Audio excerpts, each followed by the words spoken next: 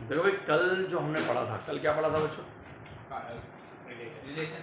कल जो हमने पढ़ा था, कल पढ़ा था हमने फंक्शन मतलब रिलेशन टॉपिक में कार्टेशियन प्रोडक्ट, एम आई। और मैंने तुम्हें कहा था कि कार्टेशियन प्रोडक्ट का उतना रोल है नहीं, मतलब थोड़ा ठीक है, आना चाहिए तुम लोगों को। असली चीज़ स्टार्ट होती है रिलेशन से, और इसके बाद हम लोग पढ़ेंगे फंक्शंस। तो बताओगे तुम मुझे यार रिलेशन क्या होता होगा? थोड़ा सा दिमाग लगा कर, what you mean by relation? अरे सिंपल भाषा में अगर, हाँ बोलो बोलो, संबंध, बिल्कुल सही बात है। तो जैसे मैं तुम्हें रिलेशन बता रहा था कि रिलेशन बेसिकली क्या है, कार्टेशियन प्रोडक्ट का सबसेट है। और what do you mean by subset? तो मेरे भाई क्या होता है कि अगर मान ले मैं तुझे कह रहा हूँ कि कार्टेशियन प्रोडक्ट क्या होता है, ये पता है तुम लोगों को? कल बताया था मैंने। तो अगर मान ले मैं तुझे कह रहा हूँ यार कोई ए सेट है, और उस ए के अंदर मान ले तेरे पास 1 2 3 4 एलिमेंट है। अब बी कोई सेट है, उसके अंदर मान ले A B C D element है। तो मुझे बताओ यार कितने कितने एलिमेंट हैं इनके बीच में? 4 4। तो टोटल एलिमेंट ए क्रॉस बी के बीच में कितने आएंगे बच्चों?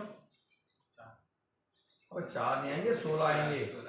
कल पढ़ा फिर भूल गया है? नहीं बुरा नहीं सर, वो हाँ, तुझे लगा कि मैं ऐसे टिक कर रहा हूँ तो एक के लिए 4। टोटल एलिमेंट कितने हैं? 16 एलिमेंट है टोटल। तो अगर 16 एलिमेंट टोटल है, तो इन्हीं 16 एलिमेंट में से कुछ एलिमेंट लिए जाते हैं रिलेशन में, और कुछ एलिमेंट लिए जाते हैं फंक्शन में। ठीक है, फंक्शन टॉपिक बाद में बताएंगे, पहले हम रिलेशन में बोलते हैं। तो रिलेशन में क्या है कि कोई भी एक सिचुएशन दी गई होगी, और सिचुएशन के हिसाब से आपको बोला जाएगा रिलेशन। फॉर एग्जाम्पल देखिए, समझ, मान ले मैंने तुझे कहा कि ये कोई सेट है, और उसके अंदर मान ले 1 2 3 4 एलिमेंट है, 5। और बी कोई सेट है, उसके अंदर कुछ एलिमेंट है, मान ले 2 5 7 9 एक एलिमेंट है। अब मैंने तो ये स्टेटमेंट बोला, मैंने कहा यार एक ऐसा रिलेशन, मतलब एक ऐसा ऑर्डर्ड पेयर सच दैट, जिस ऑर्डर्ड पेयर में बच्चों क्या हो, एक ऐसा ऑर्डर्ड पेयर जिस ऑर्डर्ड पेयर में ए जो हो बी से छोटा हो, और ए कॉमा बी जो हो वो रिलेशन में, मतलब ए जो हो वो कैपिटल ए में हो, और बी जो हो कैपिटल बी में हो। क्या मतलब वो होता भाई? एक ऐसा रिलेशन जिसमें क्या हो बच्चों, ए जो हो बी से छोटा हो। तो सोचो अगर ए बी से छोटा होगा तो क्या होगा? मैं रिलेशन बनाना चाहूं तो क्या बनाऊंगा बता भाई? क्या क्या हो सकता है? हो सकता है भाई 1 2 हो, बता 1 2 से छोटा है, 1 5 हो, 1 7 हो, 1 9 हो सकता है भाई? 2 7, बिल्कुल सही बात है, 2 7 हो सकता है। और क्या हो सकता है बच्चे? 3 6, 3 6 हो सकता है, और 4 8, 4 8 हो सकता है, और 8 क्या है भाई? तो बिल्कुल भी बहक गया। और 6 भी कहाँ पे? 3 6 अबे क्या हो गया? 2 7 के बाद 2 9, 2 5 भी तो है। ऐसे आधे तो छोड़ दी, 2 5 छोड़ दिया। 5 ठीक है भाई? ऊपर से ही देखा मैंने। हाँ जी। अब इसके बाद क्या होगा? 3 5, और भैया 3 7 3 9, बोलो ठीक है? हाँ, इसी तरीके से बच्चों 4 5 भाई, 4 7 4 9, और इसी तरीके से तेरे पास आएगा 5 7 और 5 9।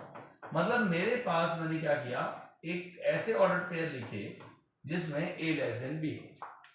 तो आपको एक सिचुएशन दे रखी थी ना, उस सिचुएशन को लिखना क्या कहलाएगा? रिलेशन कहलाएगा। मतलब ये रिलेशन है एक सिचुएशन, और सिचुएशन को हमने लिख दिया कार्टेशियन फॉर्म में, वो रिलेशन कहलाएगा। आप चाहे तुम इसी फॉर्म में रहने दो, और चाहे इस फॉर्म में लिख दो, दैट इज कॉल्ड रिलेशन। समझ में आया? It is only the situation, got it और नॉट? हाँ, सोचो, दिमाग लगाओ, और फिर आगे बढ़ते हैं। तो जैसे हमने ये पढ़ा बच्चों, उसके बाद क्या होता है, जैसे मैंने तुम्हें बता दिया कि मुझे कौन सी चीज किससे रिलेट करनी है, मतलब एक तरह से क्या करना है, रिलेट करना है, उसको रिलेशन कहते हैं। अब मान ले मैं तुझे कहता हूं कि अगर मान ले कोई सिचुएशन है, उस सिचुएशन के हिसाब रिलेशन जो निकल के आया वो कुछ ऐसा है कि अगर यहाँ पर ए है, यहाँ पर तेरे पास बी है, ए में कुछ एलिमेंट है, मान ले तेरे पास, मान ले यहाँ पर 1 2 3 4 है, और यहाँ पर मान ले तेरे पास है ए बी सी डी और ई है। अब ऐसा हो सकता है कि 1 ने मान ले बी से रिलेट किया, 3 ने ए से रिलेट किया, 4 ने ई से रिलेट किया। भाई ये जो रिलेट करना होता है इसको बोलते हैं एरो डायग्राम। क्या बोलते हैं भाई? Arrow diagram. 3 ने सी से भी रिलेट किया मान। तो अगर मान ले इस रिलेशन को मैं गौर से देखूं, तो इसमें जो ए के एलिमेंट हैं जो रिलेट करते हैं, ए के वो एलिमेंट बच्चों जो रिलेट कर जाते हैं, उनको कहा जाता है डोमेन। क्या कहते हैं? भाई ए के वो एलिमेंट जो रिलेट करते हैं उन्हें डोमेन कहा जाता है। बोलो, याद रखेंगे। Yes sir. ए के वो एलिमेंट जो रिलेट करते हैं these are called domain. Domain. और बी के सारे एलिमेंट को कोडोमेन बोला जाता है, चाहे वो रिलेट करें चाहे वो रिलेट ना करें। A B C D E. अब चाहे वो रिलेट करें चाहे वो रिलेट ना करें, दीज आर कॉल्ड कोडोमेन। और बी के वो एलिमेंट जो रिलेट कर जाते हैं उन्हें रेंज बोला जाता है। और रेंज का मतलब क्या होता है? रेंज हो गया तेरे पास कितना? A B C D. एक बार दोबारा बोल रहा हूं, सुनिएगा। ए के वो एलिमेंट जो रिलेट करते हैं उन्हें डोमेन बोलते हैं, बी के सारे एलिमेंट को कोडोमेन बोलते हैं, और बी के उन एलिमेंट को रेंज बोला जाता है जो रिलेट करते हैं अगर रिलेशन ए टू बी चल रहा है। Got it or not? Yes sir. In domain का एक और नाम है, that is also called pre image. इसको क्या बोलते हैं बच्चों? प्री इमेज बोलते हैं, याद रखेंगे। और रेंज का एक और नाम है, that is also called image. तो मेरे पास ये हो गया प्री इमेज, ये हो गया तेरे पास इमेज। आगे समझ में? तो ये क्या है? रिलेशन है। मैं बार बार आपको बोल रहा हूँ, रिलेशन क्या है? एक सिचुएशन है, बस उस सिचुएशन के हिसाब से हमने देखा है। ठीक है, जब हम 12th क्लास में आएंगे तो हम रिलेशन को और ज्यादा इलेबरेट फॉर्म में पढ़ेंगे। तो मैं अभी उतना डिटेल में आपको ले जा नहीं रहा हूँ, या चलो एक काम करते हैं, उतना डिटेल में थोड़ा ले जा लेते हैं, क्योंकि हम लोग कॉम्पिटिशन को भी लेके चलेंगे। ठीक है ना? पर नहीं यार, अभी हम लोग थोड़ा इतना ही पढ़ते हैं। फंक्शन को हम लोग बहुत ब्रीफली लिया है। ठीक है, रिलेशन को इतना ही पढ़ते हैं। समझ में आगे नहीं आया? Any confusion? तो चलिए रिलेशन के कुछ क्वेश्चंस करते हैं। सर पर इसमें जो दूसरा है वो कहीं क्या रिलेटेड? क्या चीज? जो ए में दूसरा है वो तो इच्छा है ना, सिचुएशन कुछ भी हो सकती है ना। जैसे मान लो ये सिचुएशन है, अब यहाँ इत्तेफाकन ये होगा कि ए लेस देन बी था। अगर मान ले 5 के बदले में यहाँ पर 10 भी लिख दूं तब थोड़ा रिलेट करेगा, आंटी के देगा तो फिर वो रह जाएगा, उस सिचुएशन में नहीं आएगा ना फिर। तो ऐसा हो सकता है ना वो सिचुएशन में ना आए। अरे 2 क्लास है, हाँ दोनों के बीच में झगड़ा हो गया, हाँ मार पिटाई शुरू हो गई, हाँ तो एक बच्चे का डिसीजन भी तो हो सकता है वो ना झगड़े, हाँ। बस। तो रिलेशन से बात आगे नहीं आए? क्लियर? Any confusion? इसको नोट कर लो, फिर मैं आगे बढ़ता हूँ। आगे बच्चों समझ में आ गई चीज? ठीक है, ये मेथड क्या बोलता है ये क्लियर हो गया तुम लोगों को। अब इस मेथड में आगे कहानी पढ़ते हैं हम लोग। देखिएगा, मैं तुम लोगों को एनसीईआरटी में थोड़ा ले जा रहा हूँ ताकि तुम लोगों को थोड़ा क्लियर हो जाए, समझ में आ जाए चीजें। ठीक है बच्चों? ठीक है। तो चलिए कुछ एनसीईआरटी में ले जाते हैं।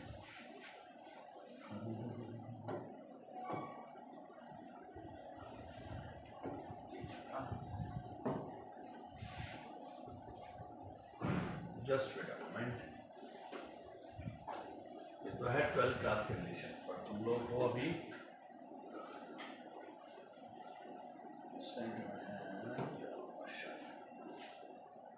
डायग्राम नहीं आ। चलिए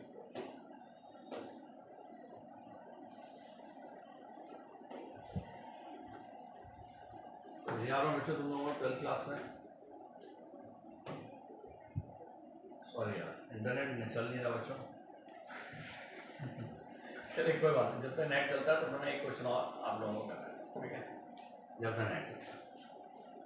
देखिए एक प्रश्न और है, आप लोग कैलकुलेट। अच्छा एक चीज और इसमें नोट कर लीजिएगा, रिलेशन ऑन अ सेट लिखिए। Relation on a set capital. अब relation on a set capital A का मतलब क्या होता है? कुछ आइडिया तुम लोगों को relation on set capital A का? Relation on a set capital A का मतलब ये होता है बच्चों कि अगर मान लीजिए अभी तक हमने क्या नोटिस किया कि रिलेशन क्या चल रहा है, ए से बी की तरफ चल रहा, पर वही रिलेशन अगर ए से बी की तरफ ना जा करके ए टू ए चला जाए तो उसको क्या बोलते हैं? रिलेशन ऑन अ सेट बोलेंगे। अगर रिलेशन कहाँ चल जाए? ए से ए की तरफ चल जाए। ठीक है, रिलेशन के बारे में अगर आपको बहुत डिटेल पढ़नी है ना तो एक लेक्चर मैंने डाल रखा है रिलेशन लेक्चर 1 के नाम से, तो आप उसको देखेंगे तो पूरा रिलेशन आपको पूरा 12th लेवल पूरा कॉम्पिटिशन लेवल से समझ में आ जाएगा। Got it? तो उसको आप देख सकते हैं। तो इसलिए मैं रिलेशन में उतना डिटेल में जाऊँगा। अब relation on a set capital ए की अगर हम बात करते हैं तो एक कोई भी सेट है मान, तो अब मान लें मैंने तुझे कहा यार कि रिलेशन ऑन अ सेट का मतलब अगर यहाँ ए है यहाँ भी ए है, तो जब कोई रिलेशन ए, अभी तक हमने क्या नोटिस किया कि रिलेशन क्या चल रहा है? ए से बी की तरफ चल रहा है। तो वही रिलेशन अगर ए से बी की तरफ ना जा करके ए टू ए जाएगा तो उस रिलेशन को क्या कहेंगे हम लोग, रिलेशन ऑन अ सेट कहेंगे, अगर वो रिलेशन ए टू ए चल जाएगा तो। बोलो समझ में आया? रिलेशन क्या जाएगा, ए टू ए जाएगा। अगर मान ले यहाँ पर मान ले तेरे पास 1 2 3 4 है और यहाँ पर मान ले यहाँ भी 1 2 3 4 है, तो इस रिलेशन को क्या बोलेंगे, रिलेशन क्या हो रहा है यहाँ पर ए टू ए हो रहा है, तो इस सिचुएशन को क्या बोलेंगे हम लोग, रिलेशन ऑन अ सेट। आ गया समझ में? अब रिलेशन ऑन अ सेट में भी वही हो सकता है, बिल्कुल 1 3 हो सकता है आपका, 2 3 हो सकता है, 3 4 हो सकता है, 3 1 हो सकता है, कैसे भी रिलेट कर सकते हैं। तो हम ये बोल सकते हैं कि यार यहाँ पर जो रिलेशन आपके पास बना है वो क्या बना, 1 3 बना बेटा, 2 3 बना, 3 1 बना और 3 4 बना। बोलो आगे समझो, ये कहलाएगा रिलेशन ऑन अ सेट। अब इसमें क्या होगा, इसमें आपके डोमेन की बात करेंगे तो डोमेन कितना होगा बच्चों तुम्हारे पास, 1 2 3 डोमेन होगा। 4 भी तो थे। बोलो बच्चे समझ में आया? और इसी में हम लोग अगर को डोमेन की बात करेंगे तो बच्चों को डोमेन कितना होगा, 4 डोमेन में नहीं आएगा। को डोमेन में आएगा। मैंने तुम्हें क्या कहा था, डोमेन होता है ए का वो हिस्सा जो रिलेट करता है। अब क्योंकि 4 रिलेट नहीं कर रहा तो वो डोमेन का हिस्सा नहीं। अब को डोमेन ये हो गया। और रेंज की अगर हम बात करें तो रेंज क्या होगा बच्चों, ए टू ए, तो जो वो हिस्सा को डोमेन का जो रिलेट कर जाता है, को डोमेन का वो हिस्सा जो रिलेट कर जाता है। चलिए एक क्वेश्चन दे रहा हूँ, आप थोड़ा, अच्छा इसको बोलते हैं एरो डायग्राम। इसको क्या बोलते हैं बच्चों, एरो डायग्राम बोलते हैं। कंफ्यूजन तो नहीं है, that is called arrow diagram. तो क्वेश्चन कभी कभी आता है depict this relation into arrow diagram. Depict मतलब रिलेशन को रिप्रेजेंट करना। मान ले क्वेश्चन तेरे पास है कि r is equal to a com r, ऐसे लिखो, r is a relation on capital A is equal to 1 2 3 4 से लेकर के 15 तक, और बेटा आगे कह रहा हो r is equal to a comma b such that a comma b such that a less than b, a क्या हो, b से छोटा, बल्कि इसको a less than b के बदले कुछ और लिख देते हैं ऐसे, 3a plus b is equal 3a is equal to b और a comma b belongs to capital A। अब मुझे साफ पता लग रहा है कि ये रिलेशन ऑन अ सेट है। अब इसको सॉल्व करने के लिए दो तरीके भाई, अगर वैसे तो डोमेन निकालना है तुझे तो दो क्या एक ही तरीका होगा, just put the value of, आप इसको काटे, इसको बोलते हैं रोस्टर फॉर्म। कौन सी, सेट बिल्डर फॉर्म। ये कौन सा फॉर्म है, सेट बिल्डर फॉर्म। हमें इसे कन्वर्ट करना है रोस्टर फॉर्म। अब सेट बिल्डर फॉर्म तेरे पास क्या है, a comma b such that 3a is equal to b और a comma b belongs to capital. ये आपकी सेट बिल्डर फॉर्म है। अब आपने इसको रोस्टर फॉर्म में कन्वर्ट करना है, तो रोस्टर फॉर्म में कैसे कन्वर्ट करेंगे बच्चों इसको, देन कर्ली ब्रैकेट लगा देंगे उसके r is equal to, आपने a की डिफरेंट वैल्यू रखी, आपको b मिलता चला गया। जैसे a को आपने 1 रखा, b आपका 3 मिला, a को 2 रखा तो आपका कितना मिला, 6 मिला, 3 रखा तो 9 मिला, 4 रखा तो 12 मिला। अच्छा 5 में रख नहीं सकता, बताओ क्यों, क्योंकि 5 रखूंगा तो नहीं 5 रख सकता हूँ, बिल्कुल 5 रख सकता हूँ, क्योंकि 5 रखेंगे तो 15 मिलेगा, व्हाट्स प्रॉब्लम, कोई दिक्कत नहीं। ठीक है, तो 5 रखा तो 15 मिला, पर अब मैं आगे नहीं रख सकता, बताओ क्यों भाई, क्योंकि आपके पास टोटल कहाँ तक जा रहे हैं हम, 15 तक। मतलब 2 रखा तो आपने 6 रखा, 3 तो 9 बेटा, 4 तो 12 और 5 तो 15। बोलो आगे नहीं है, तो ये आपके पास इतना ही रख सकते हैं, इससे ज्यादा तो रख नहीं सकते हैं। तो जो आपने ये जो a है ये डोमेन को रिप्रेजेंट करता है, ये जो b है ये इसको रिप्रेजेंट करता है, रेंज को। तो जैसे जैसे आपने a की वैल्यू रखी उनको डोमेन बोला गया, तो डोमेन तेरे पास कितना आ गया बच्चों, 1 2 3 4 5। क्वेश्चन ये था फाइंड डोमेन, को डोमेन एंड रेंज। ठीक है भाई, आपको डोमेन निकालना है, को डोमेन निकालना है और रेंज निकालना है। तो मैंने क्या किया, डोमेन तेरे पास आ गया 1 2 3 4 5 कर्ली ब्रैकेट के अंदर। बेटा को डोमेन तेरे पास क्या आ गया बता, को डोमेन आपका 15 तक के पूरे नंबर है। को डोमेन मतलब पूरे के पूरे नंबर। को डोमेन तेरे पास आ गया कितना बच्चों, 1 2 3 4 से लेकर के 15 तक। और रेंज की जो हम तक बात है, तो रेंज कितना है बच्चे तेरे पास, रेंज आया 3 6 9 12 15। तो ये आपका रेंज समझ में आया नहीं है। तो किसी भी क्वेश्चन को हम सॉल्व कैसे करते हैं, this is the way. Note करिए इसको फटाफट। अब देखो भाई ध्यान से, इसके जो क्वेश्चंस हैं बच्चों,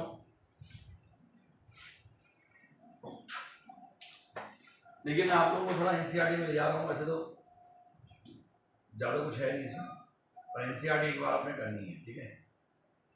जरा फटाफट ये स्टार्ट करेंगे या तुम लोग पहले स्टार्ट करो, फिर उसके बाद मैं कराऊंगा। जो क्वेश्चन में अटकोगे, जैसे ये वाला क्वेश्चन मैंने अभी जस्ट कराया, उसमें 15 तक है, यहाँ पर क्या है 14 तक है, लगभग सेम क्वेश्चन है, अलग है ना 3x - y, लगभग वैसे ही क्वेश्चन है, ठीक है ना। एक बार ट्राई करो and then we will discuss.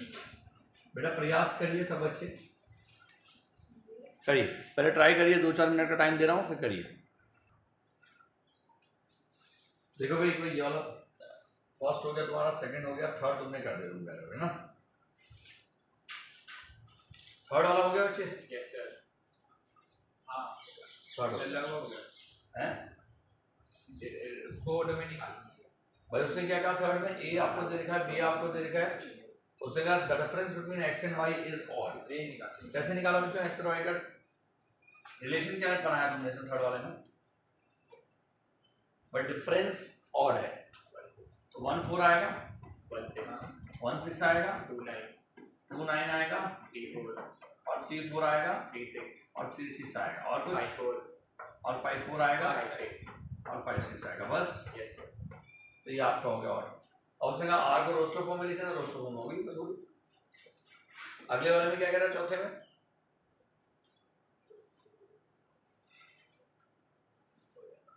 इसको सेल्फ बिल्डर फॉर्म और रोस्टर फॉर्म दोनों में लिखना है।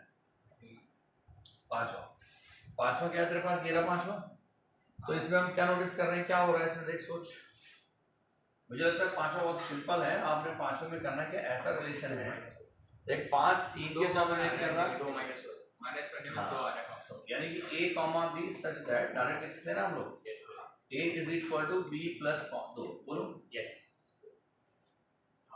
अब a is equal to b plus 2 लिखेंगे और स्टेटमेंट लिखेंगे ना भाई उसके बाद। स्टेटमेंट क्या लिखेंगे? a belongs to p, a belongs to p और b q बिलोंग्स टू, नहीं b बिलोंग्स टू। बात समझ में आ गया? Yes sir. तो ये आ गया। अब जैसे ही r को हमने लिखा तो ये तो हो गया कौन सी फॉर्म है, सेट बिल्डर फॉर्म।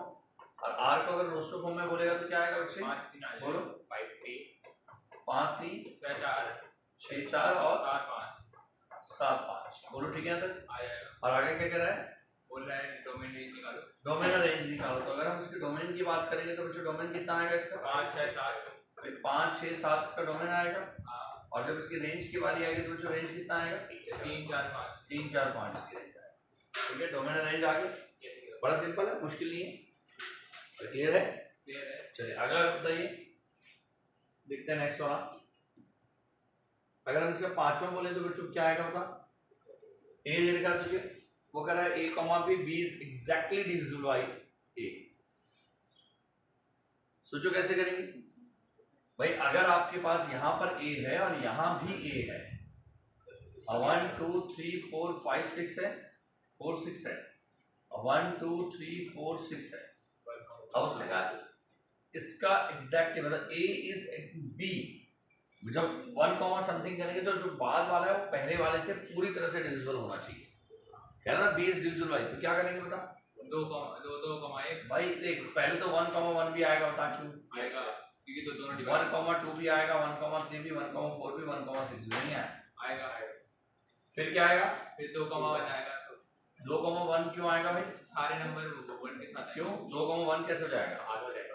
1 थोड़ा ना 2 से डिविजिबल है। अच्छा सॉरी, 2 कॉमा 2 आएगा, 2 कॉमा 4 आएगा, 2 कॉमा 6 आएगा, और 3 के साथ क्या आएगा? 3 कॉमा 3, 3 कॉमा 6, 4 के साथ 4 कॉमा 4, 6 के साथ 6 कॉमा 6। ठीक है। तो आपको अगर इसका रोस्टर फॉर्म में लिखना है तो रोस्टर फॉर्म में क्या आएगा बच्चे? आपकी रोस्टर फॉर्म जो इसमें लिखी जाएगी वो आएगा 1 1 1 2 1 3। सर पर इसमें वो बोलता है ना कि b इसको डायरेक्टली डिविजिबल करता है a। हाँ तो 1 तो सबको डिवाइड करता है ना, b नहीं करता डिवाइड, b डिवाइड होता है। अरे भाई जी b is exactly divisible by तो उसका अंग्रेजी पता था। और क्या कह रहा है बच्चे? 2 2 कह रहा है, 2 4 कह रहा है, और 2 6 कह रहा है। उसके बाद बच्चों 3 3 कह रहा है, और 3 6 कह रहा है, उसके बाद 4 4 कह रहा है अच्छा और 6 6 कह रहा है। बोलो आगे नहीं है। तो ये मेरे पास इसकी रोस्टर फॉर्म। अब अगर हम इसकी डोमेन की बात करें तो डोमेन क्या आएगा बच्चों इसमें? 1 2 3 1 2 3 4 6। बोलो ठीक है अंदर। ठीक है। और अगर रेंज की बात करेंगे तो क्या आएगा बता? 1 2 3 4 6। तो रेंज आएगा इसमें 1 2 3 4 6, ये रेंज आएगा। बोलो समझ में आया? तो रेंज आ गया, डोमेन आ गया और रोस्टर फॉर्म तुम्हारे पास आ गया। अरे गॉट इट और नॉट? और ये ठीक है, अगला करो, ट्राई करो, बाकी के सारे क्वेश्चन ट्राई करो, फिर एक साथ डिस्कस करते हैं। हाँ देखिए, एक तो ये हो गया तुम्हारा पांचवा और छठा हो गया बच्चों। Yes sir. छठा हो गया ना? Yes sir. इसके बाद सातवां हो गया। Yes sir. सातवां तो आसान था, ये यस सर। हो गया। हो गया। अब आठवां बताओ। लेट x, y, z और b आपको दे रखा 1 2, जरा find the number of relations. तो एक नोट समझना बच्चों, और एक नोट लिख लो भाई, number of relations from a to b if na बराबर p है और nb बराबर q है। मतलब अगर a के अंदर p एलिमेंट है और b के अंदर मान ली q एलिमेंट है, तो नंबर ऑफ एलिमेंट्स जो होंगे वो होंगे 2 की पावर p इंटू q। याद रखेंगे फॉर्मूला? Yes sir. क्या होगा? 2 की पावर p इंटू q। ये डायरेक्ट फॉर्मूला है जो आपने मेमोराइज करना है। अब मान लें यहाँ पर 3 एलिमेंट है, यहाँ 2 एलिमेंट है, तो नंबर ऑफ रिलेशन क्या हो जाएगा बच्चों? 3 इंटू 2 यानी 2 के बाद 6 यानी कि 64। आगे समझ? Yes sir. उसके बाद अब अगला तुम्हारे पास आएगा a minus B is an integer. अगला तो देख 9th वाले में कह रहा है यार कि r कोई रिलेशन है on z defined by r is equal to a comma b such that और a माइनस b इंटीजर है। a माइनस b कोई इंटीजर है। तो सोचो अगर a माइनस b कोई इंटीजर है तो a को मैं क्या रख सकता हूँ यार? कोई भी इंटीजर रख दे, किसी भी इंटीजर में से किसी भी इंटीजर को माइनस करेंगे तो रिजल्ट तो इंटीजर आएगा ना। हाँ। तो हमने क्या करना है? डोमेन क्या हो गया भाई? डोमेन भी कोई इंटीजर हो गया, सोचो। हाँ। और रेंज भी क्या हो गया? कोई इंटीजर। बताओ क्यों भाई? किसी इंटीजर में से किसी इंटीजर को माइनस करोगे तभी तो रिजल्ट इंटीजर आएगा। हाँ। Yes sir. तो integer minus integer is equal to integer आ गया। तो डोमेन भी इंटीजर, रेंज भी इंटीजर आ गया। समझ बच्चों? आ गया। तो ये आपका रिलेशन टॉपिक एनसीईआरटी खत्म हो गया। रिलेशन एक्चुअली बहुत बड़ा है और वो 12th में हमने पढ़े। एक लेक्चर मैंने डाला है जो कि 12th को पढ़ाते हुए डाला है, तो उसको आप लोग पढ़ सकते हैं अगर आपको एक्स्ट्रा पढ़ना है। अभी तो 11th में है आप लोग, जरूरत नहीं। गॉट इट और नॉट? समझ में आ गया? तो भैया कल से हम स्टार्ट करेंगे फंक्शन टॉपिक, तो छुट्टी मत लेना। Thank you.